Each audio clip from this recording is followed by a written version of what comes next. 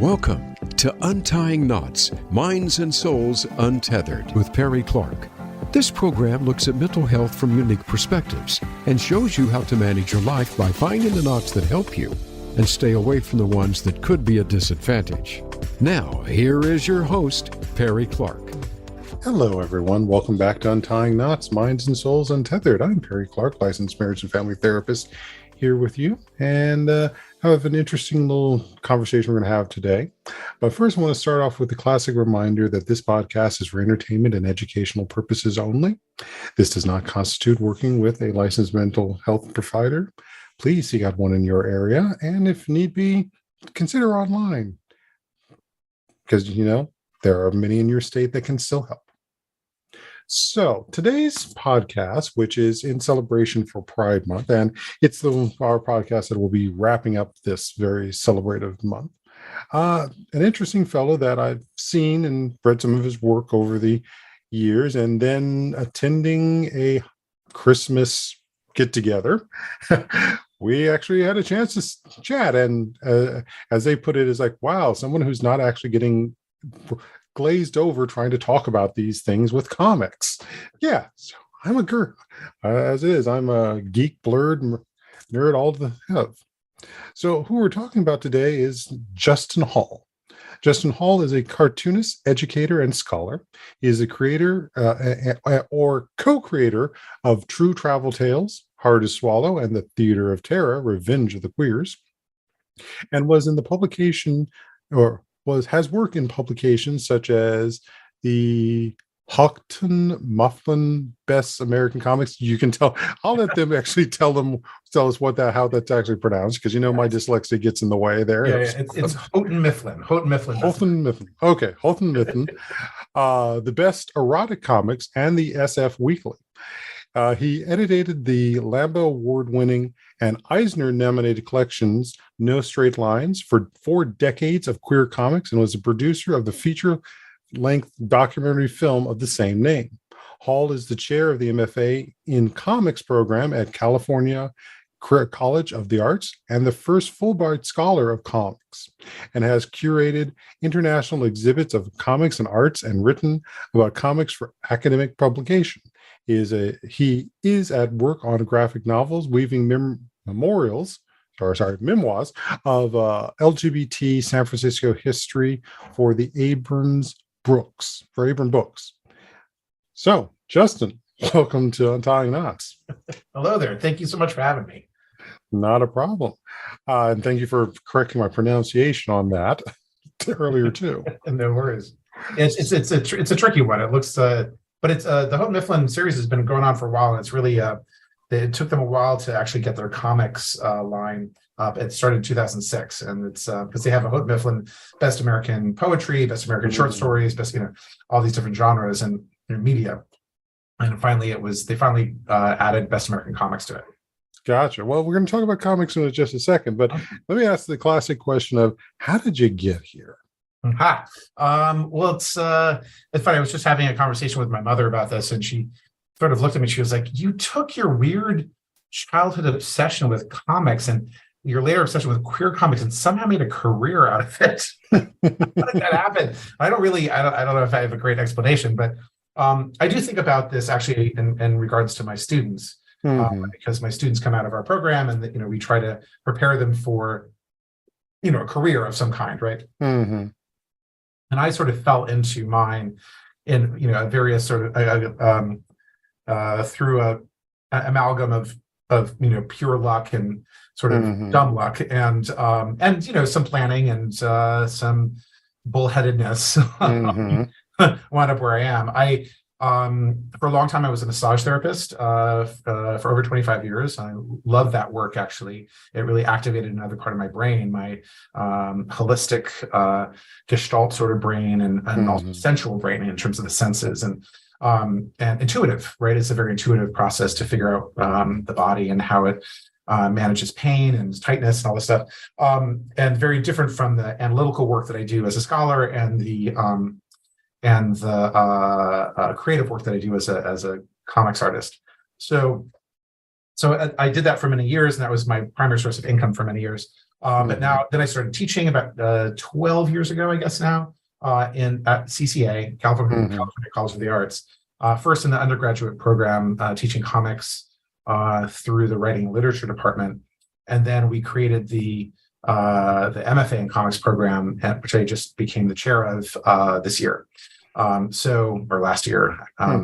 So that's been a big, shift, and I don't have to do massage anymore, and sort of have given that up, and just make my living now with making comics themselves and through my art, and then also through teaching, which I really love, and some administrative duties. Oh yes, those administrative duties. Don't we all just love doing that paperwork? Oh yeah, spreadsheets totally turn me on. They're great. Super cool. Yeah. I know you can hear the sarcasm in my voice, folks, people. But that said, and you said we weren't going to even talk about massage, but hey, you brought it in. Yeah. But getting back to the aspect of comics, I mean, some would say that we've had quite the renaissance in this last 20 years with comics and the comic shows, as well as all the movies with both MCU and the DCU, which is Marvel and DC Comics universe, for those who aren't aware of this. And yet also the standpoint of some would say we're hitting a fatigue of that. What do you think about all of that? Unfortunately, in a lot of ways, it's been wonderful to see the sort of the intellectual properties of the mainstream comics world, American industry, the Marvel and DC universes in particular. It's been wonderful to see them being translated onto screen and sort of have this other life. Unfortunately, that hasn't meant necessarily big increases in comic sales. So that the comics industry itself sort of doesn't get as much of that blowback as it probably should. It's superheroes. I actually teach the history of comics class for my incoming cohort, and we go into history about everything from bande dessinée, the sort of the Franco-Belgian European comics, to manga, the Japanese comics, but also North American comics. And there is a sort of peculiar history to North American comics, which is that there was this big explosion of superhero stuff at the very end of the 30s, beginning of the 40s. By the time we came out of World War II, American population was completely disinterested in superheroes. The superheroes were absolutely out of fashion. There's only 3 of them left after many, hundreds were created, and then they all went out of print. And what became really popular was romance, crime, and horror comics in particular, but all different kinds of genres, but particularly those ones. And we started, especially with the romance comics, we started to see an increase of female readership, and the readership was getting older, right? It wasn't just anymore. What was happening was what ended up happening in the manga market, really, where there was expansion of material and readership. But then there was backlash against that with the tail end of the McCarthy era, and this idea that all these sort of unfettered comics material was causing juvenile delinquency in our kids and young adults. So there was this massive blowback. There was a book called Seduction of the Innocent by Frederick Wortham that came out in 1954 that basically said that these crime comics were creating juvenile delinquents of our children, and Batman and Robin and Wonder Woman were making our children gay and lesbian, which fair enough. That I actually do see that point. I think Wonder Woman does probably made me gay, but yeah, I mean, so then the Comics Code Authority comes down in 1954. It's the most severe sort of draconian form of censorship of any popular culture art form in American history. And you get these really incredible rules, like you can't show any disrespect for a person of authority, a policeman or a judge or a teacher. You can never, the villain must always lose and be punished for his crimes. There can never be any like sexual perversion, or all sexuality must be towards the sanctity of marriage, queer stuff. You can never have zombies or werewolves or vampires. No undead are allowed in the comics. all of this stuff happens in 54. It's this incredible, it basically eliminates all these other burgeoning genres. And all that's left is like Richie Rich and anthropomorphic comics, Mickey Mouse and stuff. And the couple of superhero titles that were still left. Mm-hmm. And then right after, and a couple of years later, superheroes get, and that almost ends the American comics industry. More than half the publishers went under. It became a sort of dirty word to make comics, and it was synonymous with the worst depravities. And then superheroes get reimagined in the mid 50s, and then Marvel Comics comes in 1961, and superheroes are further reimagined and become this dominant genre. So we're stuck with this weird industry in which this entire medium, which is capable of anything, right? You can make comics, just like you can write literature about anything or make songs about anything. But we're stuck in the United States with a medium that is 90% this one weird genre. So I make erotica, I make travel stories, I make memoir, I make horror comics, I do all these queer narratives, and all these things that would be fairly mainstream genres in most media, but because they're comics and they don't have American comics, they don't have muscular men and women in spandex shooting laser beams from their eyeballs. It's considered alternative or independent. So, which is a little bit frustrating. I love superheroes and I grew up with them and I have a lot of thoughts about them and we've talked about them for sure. But it's also it's a love-hate relationship, right? Because it's incredibly infuriating that it dominates the publishing landscape for comics so completely. And you really, if you want to get out of that, now there's ways you can go to the book publishers, which is what I'm doing with this latest book. I'm doing a big memoir and mixed with elements of queer San Francisco history, and that book's going to be published by Abrams Books, which is a big book publisher, mainstream book publisher. But the comics industry itself is still sort of dominated by superheroes, right?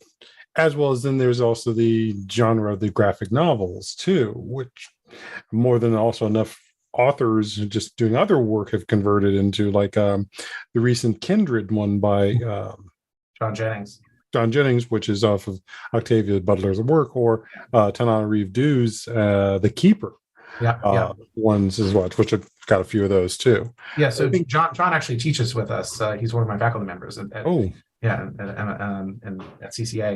and he also runs the Megascope line for Abrams. So he's the group editor for a line of graphic novels by Cartoonist of Color, which I've got a couple of those books. Okay. And I'd love to meet him at some point. So more of that. But what you just illustrated with that history is a very interesting one too. If you consider what we consider, obviously at that time, especially from the standpoint of mental health, wasn't where it is now, and the realization of you're looking at a period of generation that has come back from dealing with World War II. You've got a lot of people dealing with unrecognized PTSD, which also adds to this whole corruption of youth, and because you've got so many families being broken up by the unrecognized, undiagnosed, and untreated PTSD. Not to mention then too this notion, like what you said there about who you have to be friendly towards authority and so forth, considering that authority was some of the things that brought this war about. And two, to the aspect that the idea that the comics could only be quote unquote for kids. Absolutely. So all of that sits into and becomes a part of the thinking of a couple of generations. And I would add that it's also, because it's a visual medium, it's sort of considered more lurid, and that it's illustrated. It gives it dangerous quality, I think, in the minds of a lot of psychiatrists and psychologists. I mean, Frederick Wertham was a psychiatrist, a German-born American psychiatrist who had this crusade against comics because he was convinced that it was causing juvenile delinquency in American youth, and his methodology was terrible. And there was a Senate investigation into comics that couldn't find any causal relationship. But it's a sort of societal debate that's happened over and over and over again, whether it's the Satanic Panic from Dungeons and Dragons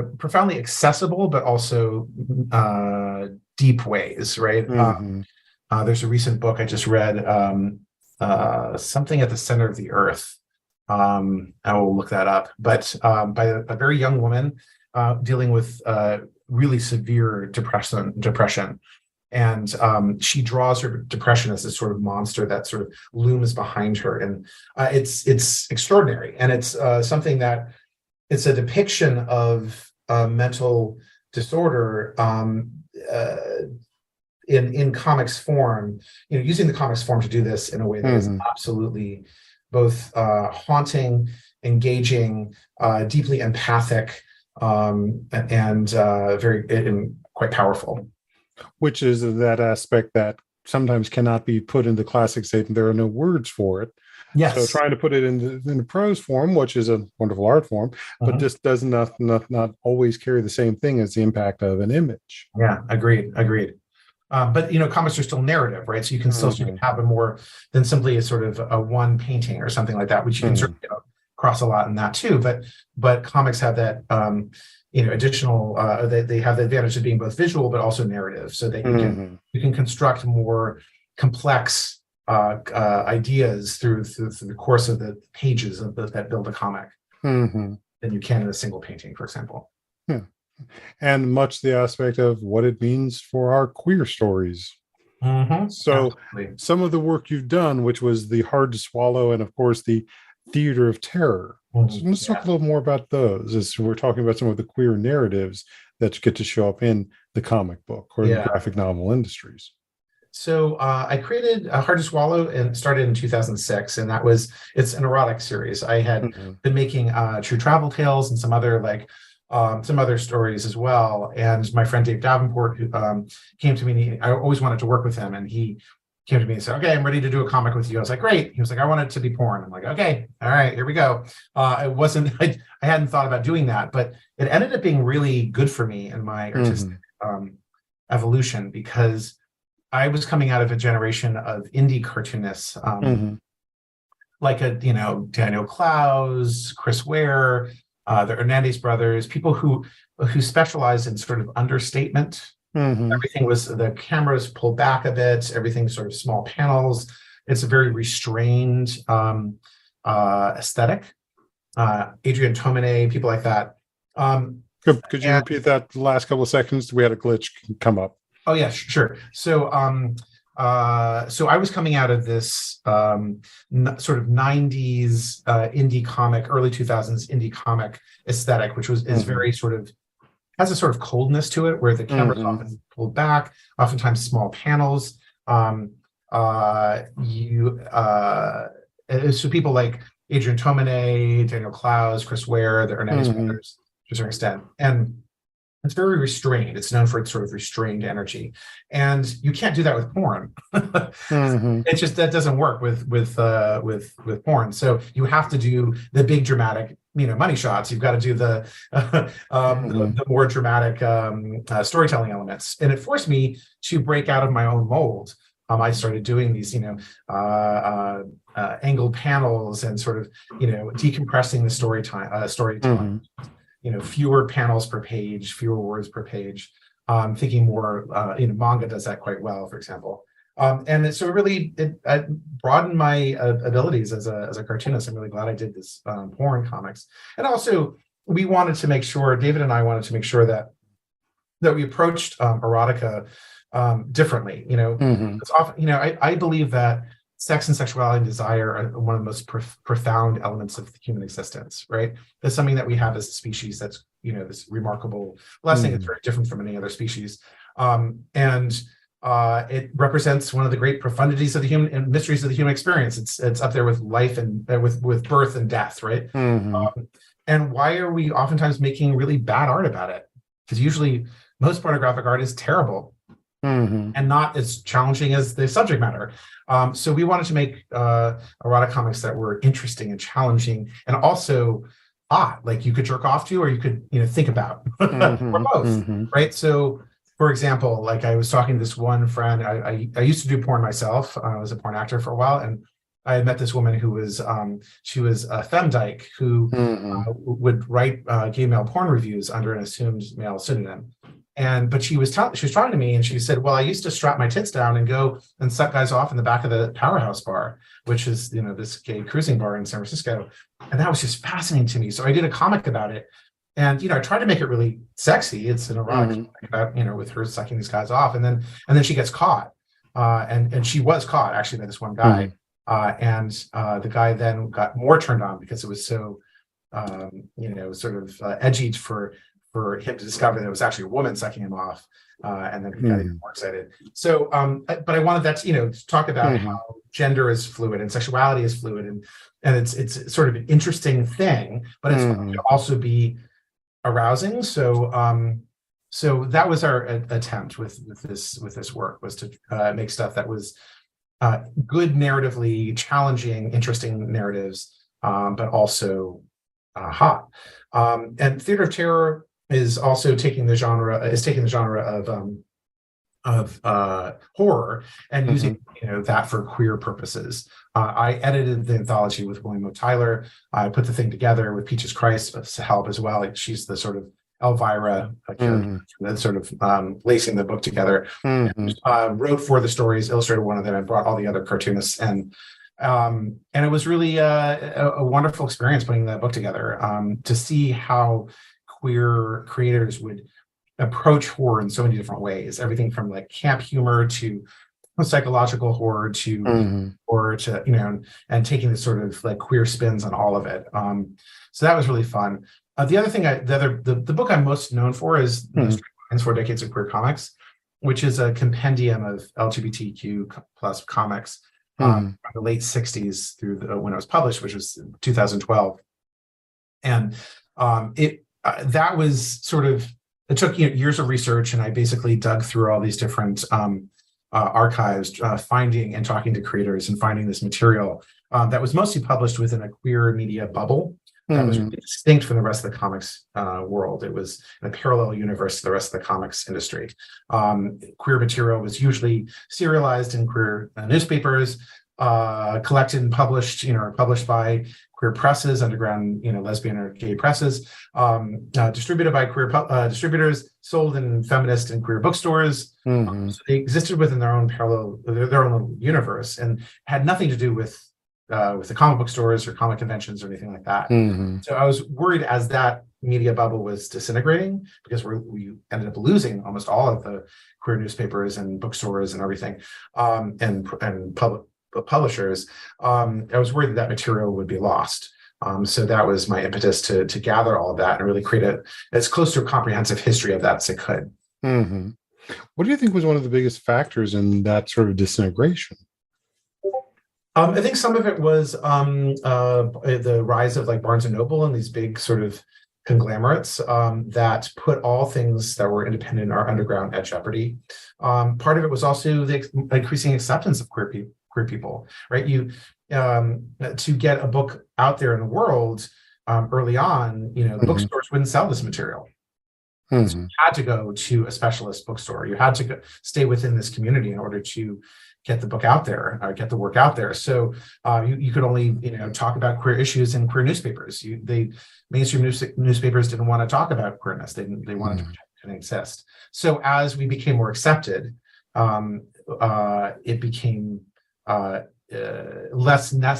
became less necessary. So Barnes and Noble would have a queer section, and that took away a lot of the need for the queer media bubble. The problem is that as that falls apart, you lose some of this internal conversation that was happening within community, right? So some of this material could, move over into a mainstream setting and have no problem sort of making that leap. But something couldn't. So something like Diane DeMasa's Hothead Paisan Homicidal Lesbian Terrorist never be mainstream, right? It's not moving over to the mainstream bookstores. Yeah, which is a part of the larger conversation we're also having in our communities too, about losing spaces and recognizing what spaces, what they meant, and what were placed, what could they also permit us to explore that can't be, shall we say, in the mainstream and main acceptance. Exactly. factor. So, okay. So let's let that sink in for our folks here. And I think this is a good place for us to take a break. So stay tuned for our second half here on Untying Knots, Minds and Souls Untethered. I'm Perry Clark, licensed marriage and family therapist, here with Justin Hall, cartoonist, educator, and scholar. Stay tuned, folks. We'll be back shortly.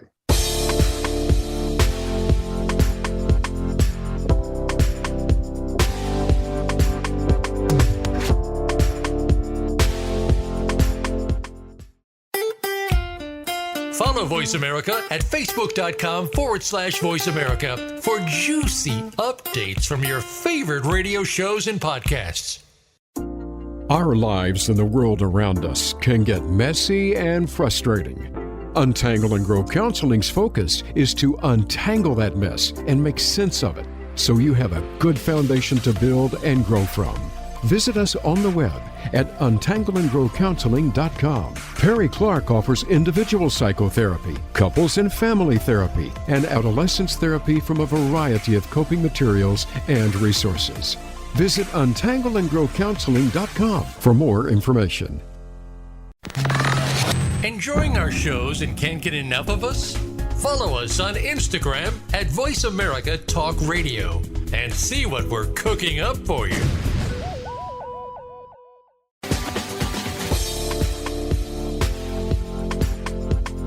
You are listening to Untying Knots, Minds and Souls Untethered.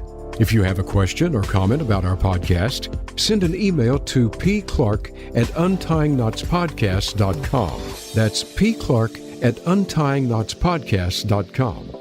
And now, back to the program.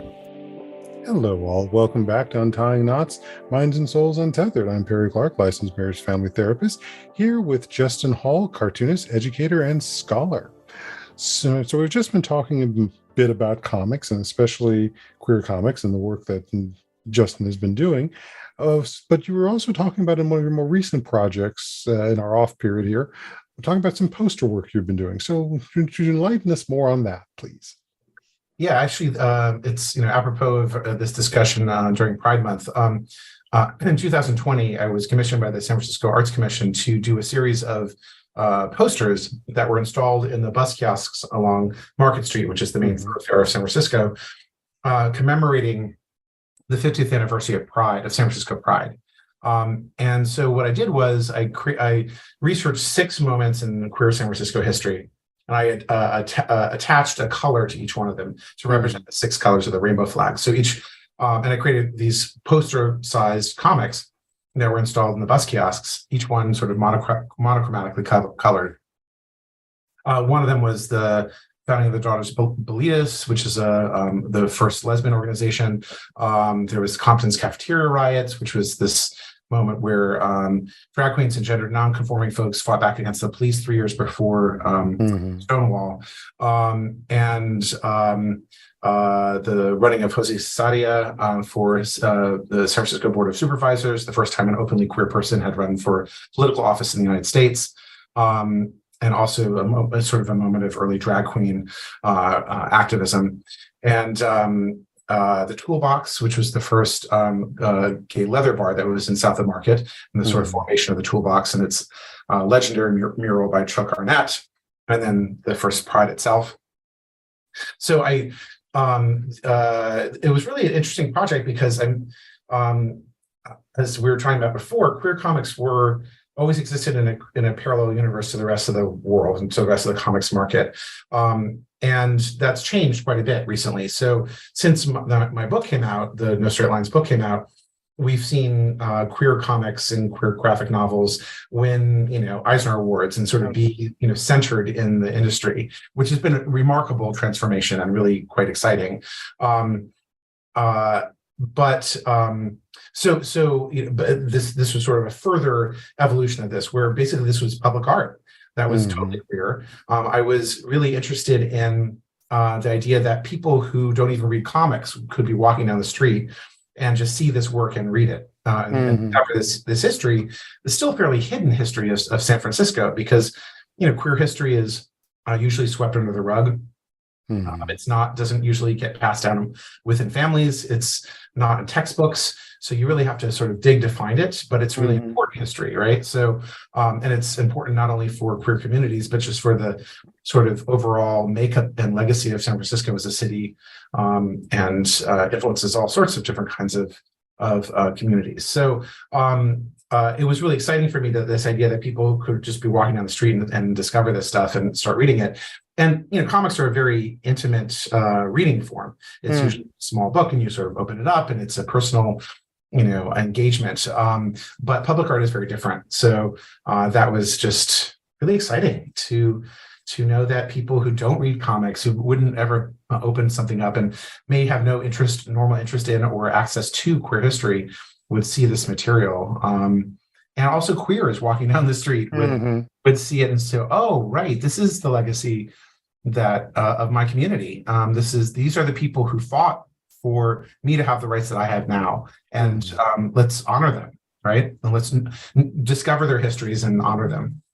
Which sort of brings up something that I know I've heard on another podcast, but I've spoken with one or two other people, which may show up in some of the previous episodes of this, was the fact that for every culture, usually your family is part of the way of knowing and understanding and maintaining that. But when it comes to those of us as LGBT queer, we have to basically establish our family of choice to start knowing and maintaining that history, if it is at all, let alone being taught. And equally, and another part to that element of our disappearing spaces is also the financial wealth in that too. Yeah, absolutely. No, it's a community in community building and sort of history and legacy is very, very different for queer communities than others, precisely for the reasons that you said. We're lucky in San Francisco to have community organizations such as the GLBT Historical Society and the James Cornell Center in the San Francisco Public Library, for example, the Her Story Archives, places where you could find queer history, but you still need to know where to look. You still need to dig, right? It's been interesting. After doing this poster project, my agent and I pitched it as a book to Abrams, and this is where I got my contract for the Abrams book. But the initial pitch was, let's do this book about queer San Francisco history. I'd already done all the research for these chapters, and I would put little bits of interstitial memoir elements in between the different chapters in order to kind of give everything context. But Abrams looked at this project and said, well, we can't sell a book of regional queer history, but we can sell a memoir, a graphic memoir, because the book publishers in general still have a sort of hard time getting their imagination around what graphic novels can do. And so what they really know is Fun Home, Persepolis, and Mouse, right? And they're all memoirs in some way, right? So now my book is an inverse of what I pitched. It's mostly memoir, with little elements of, small chapters of queer San Francisco history embedded within it, sort of woven within the narrative. But one of the things that, so I have to talk about my own gay ass life in San Francisco. I've been here for over 25 years and been pretty gay the whole time. So, and then how does my life now intersect with, how has it been influenced by these moments in queer San Francisco history that I didn't even really know about necessarily until fairly recently. But there are senses of legacy, and how do we imagine a future? It's easier to imagine a future once you understand the course of the past, course of history. One of the things that you mentioned, like, how do you disseminate culture? How do you kind of continue culture when you're not doing it through family? Well, we also have the added problem, my generation, I believe yours, that with HIV/AIDS, right? Basically, eliminate an entire section. I mean, yeah, essentially generations. Just got just bulldozed. And so what it meant was the sort of older men that should have been bringing us into the community and sort of teaching us, our daddies, so to speak, right? Like they weren't there; they were fighting for their lives. So it's, it's really, it's especially important to be able to honor people with our histories who lost their lives, and we're able to sort of live out the completion of their lives that should have been. Oh yeah, and that's actually been a subject I've talked with a couple of my clients about, who happen to be older gay men, and the standpoint of the said is like, well, we don't actually have good examples of what does it mean for an older, mature man, gay man, to be restarting relationship or dealing or even seeing older gay couples, the LGBT, lesbian, trans, dealing with life and dealing with life issues. I mean, we've only got the standard Ma and Paul Kent. No, that's right. Which in and of itself is becoming very much a rarity, as again, the traumas that people have not been paying attention to are also showing up and dividing these relationships. And the fact that we didn't have that model for us means that as we then provide that service for younger gay men or younger queer men, bi and gay men, that we don't have the proper training. So there's sort of like a ripple effect that carries down for generations from this time. One of the things that I was really happiest about, I was the producer of a feature-length documentary film, No Straight Lines, Queer Comics, which sort of comes out of my book. And one of the things I'm proudest of is that we were able to show Howard Cruz, who's sort of the godfather of gay comics, with his partner Ed Cedarbaum, and they were older gay men. Howard since passed, unfortunately, but we showed them sort of sitting in their armchairs in front of the television, with their TV tray, dinner trays, and eating dinner and giving each other a smooch and sort of commenting on, and it's delightful. And you realize. And it's so heartwarming, and you realize you so rarely see images of older gay men just in sort of living a normal life and loving each other. Same thing with women, same thing for our trans, so and non-binary, which is becoming now a factor as we have more people going past age 30. Yes, and having relationships. So who knows? Maybe it's one of your next pieces. Oh yeah, no, we actually had so the other people in that movie are Alison Bechdel, who did Fun Home and Dykes to Watch Out For, Mary Winks, who created the first lesbian comic book, Jen Camper, who's an incredible lesbian cartoonist from New York, and Rupert Kennard, who created the first queer Black characters in comics. And so we got to see some different kinds of modeling for that generation. But I do think that queer men in particular they got decimated by AIDS, and so that's it's really important for us to see that. Very true. So with all of this is also creating these materials and so forth. How is the education around comics, and especially informing the next generation of queer artists that are developing comics, comic books, comic strips, and graphic novels? That's so another aspect of the film is that we filmed with the focus of the film were these 5 pioneers of queer comics from that generation. But then we wanted to have we had a Greek chorus essentially of younger cartoonists who were commenting upon the work that the pioneers had done. And it both provides context for the work of the pioneers, but it also shows the audience that queer comics have evolved and continue to evolve and bring in different kinds of voices. And that was really wonderful.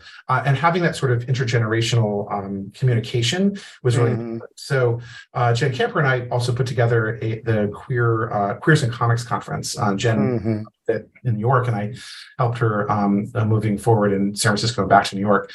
And one of the things that we did was put these different generations in conversation with each other. So, for example, one of my former students, Lawrence Lindell, a queer Black cartoonist, was able to then meet Rupert and be in a panel with him, and he could sort of see that Rupert had, been fighting this fight back in the late, 70s of Black queer representation, and so that he wasn't alone in creating this kind of material now, that he had a sort of role model to look to, and then Rupert could in turn see that his struggles or his his output ended up having this wonderful ripple effect where he could open the doors for people to create, more of this work in the future. And then we were able to film that in the movie and sort of film Lawrence talking about Rupert and sort of the importance of seeing Rupert's work. That was, that's incredibly heartwarming. As an educator, like that's what you live for, those sort of moments. And more of your work with what you're doing at the California College of Arts too, because I think as you mentioned, there is not much like what you said with the Mifflin award. It's like they took a while for them to have a comics branch of this. What's it like teaching there with this branch for comics, and how can more of our LGBT interested artists find their way to you? Yeah, please, we have a BFA and an MFA now in comics at CCA, and they're extremely queer friendly. I'll say that our faculty is probably half queer, it's there's been this remarkable, as I said, evolution from the early days where queer comics were so marginalized to now queer comics are very much centered in the industry, and that. It's really reflected by our program, which is, again, has a lot of faculty, students, and who are queer and BIPOC, and also the reading lists that we provide, and sort of content, the educational content that we provide, really sort of try to center all these voices that they used to be so extremely marginalized. But yeah, it's been really wonderful to see comics, which were I love the DIY aspect of comics. I love the fact that there is this sort of punk rock, DIY history to comics that's really hardwired into it, where you can really make great comics with a ballpoint pen, some pieces of paper, and a photocopy machine if you have to, right? And people have for decades. So, but at the same time, it's a really profoundly complex and interesting and rich art form, and so deserves scholarly interest and deserves programs, in higher education that make this to focus on making this kind of material. So, I'm very proud of the fact that we get to be sort of this. One of the first generation, basically the first generation, to really take it to this level of in the academic world. I'm sort of jealous of my own students. I wish that I had a program that I could have gone to and studied comic art when I was taking college, but it's wonderful to be able to provide that, and really exciting to make comics and study comics at that level. Very nice. Very nice. So let's go ahead and wrap this into my classic question is, what do you, especially given that this is for Pride Month and we're going to be focusing on LGBT components in this, what do you think are some of the myths and realities around mental health, especially for us as LGBT, but also for those of us who love comics? I think it's important to think about representation and how that and what that means. How do we see ourselves in the world? How do we see ourselves reflected back in the world? So representation really matters. It literally saves lives. It's really important that we not only have material within the mainstream that is maybe not about. Sorry, we hit the glitch again. Yeah, no worries. Should I start with representation? Yeah. So I think it's important to think about representation. That representation really matters. Like, it literally saves lives. And it's important for us to be able to see ourselves reflected back at us from the world, as to confirm, to validate our own existence, basically. And think about Mary Wings, who is in our film and in the book. She created the first lesbian comic book. She didn't know the word lesbian until she was 19. She thought that she was completely alone and had no idea that she was, that anyone else was like her. And if she went into the library to try to find books about this or something, all she would find would be things about it being a mental disorder. So to have, and then she basically was like, okay, I'm going to make the first comic book about coming out as a lesbian, so I can make sure that people younger than me don't have this experience, like that they can see themselves, find some sort of media to see themselves reflected back to themselves in a healthy way. I think that's extremely important. It's important also within the mainstream, right? So in the past, the mainstream comics would completely eschew any sort of queer content or characters or themes or plots. Jim Shooter, who was the editor-in-chief of Marvel Comics in the 1980s, famously said that there were no gays in the Marvel universe. He just didn't exist. Right. There's nothing homoerotic about these men and women dressed in spandex, like grappling with each other. So it's up to the queer underground basically to provide representation. But then that's changed, and now you have a lesbian Batwoman, you've got a bisexual Superman. And that's really important. We need that, right? It's especially for younger audiences that maybe want to see themselves for the first time, reflected back, and it sort of validates their identity. However, it's not really the job of Batwoman or a Superman to talk about really deep, complex issues around queer identities, right? It's not. It's more the place of the queer comics to dissect and analyze and celebrate and poke fun at and do the sort of deep work around identity and community building, all that stuff. So we need both of those things, right? But I would say that there's a danger of the one qualifier I would have about representation is that we also can't just assume that representation is a sort of one-to-one affair. So, for example, in the X-Men, my favorite X-Men was always Storm. Mine too. I mean, she's the coolest, right? And there's even I'm a white gay man. There's now a white gay X-Men character, North Star. Never really liked North Star. I'm glad he exists. I'm glad that there is that representation, but representation is not about a one-to-one, right? So Storm is still my favorite and could kick North Star's ass anytime. Yeah. And they need to do much better writing for her, and even a couple of story arcs that have just been purely hers.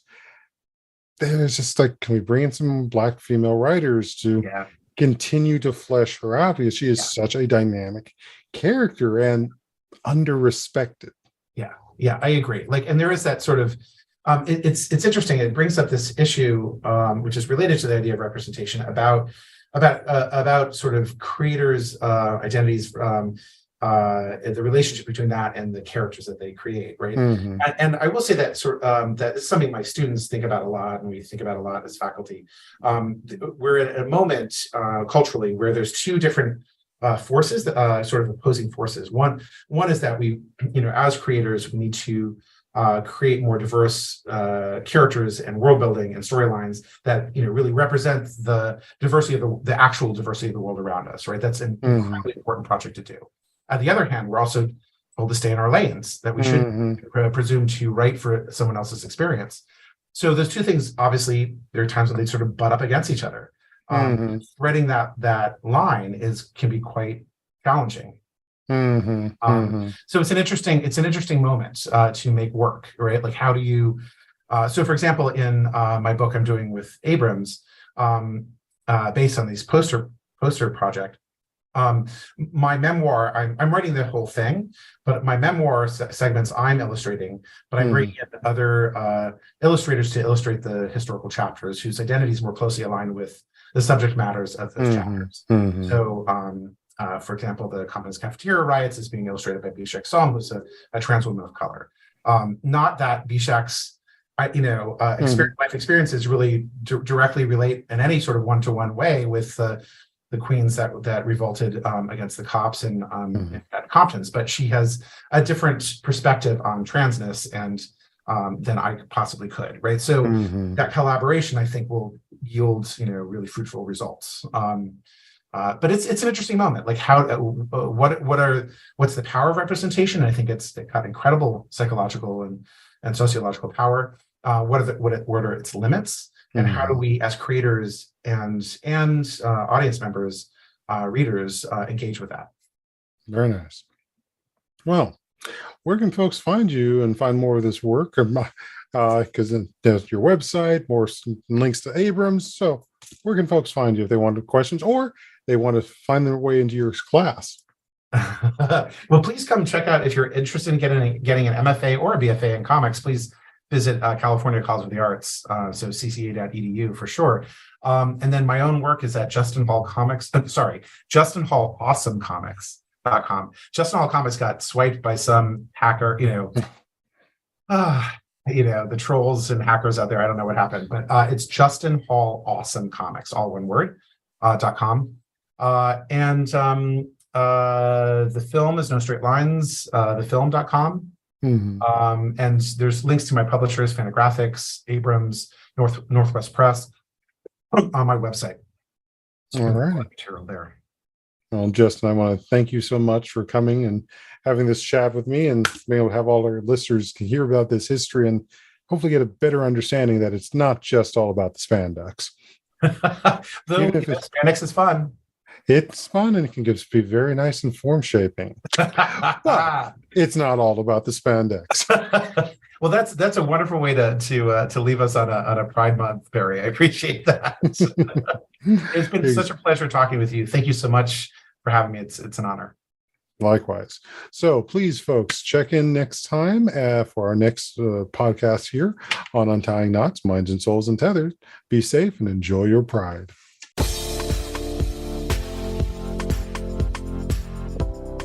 Thank you for tuning in for Untying Knots, Minds and Souls Untethered. Be sure to join your host, Perry Clark, for another episode on the podcast coming soon on the Voice America Empowerment Channel.